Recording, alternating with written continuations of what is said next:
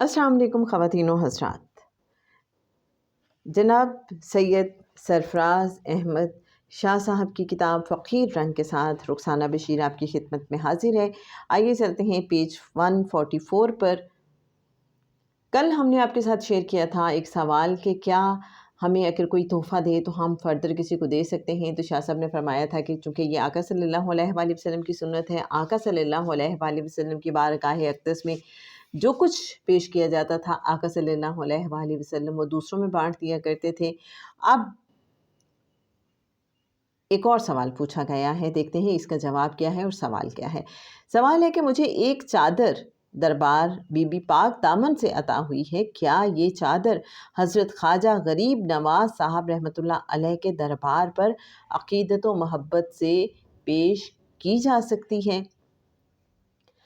मुर्शिद कामिल जनाब सैयद सरफराज अहमद शाह साहब फरमाते हैं कि ये मामला ज़रा मुख्तलिफ है।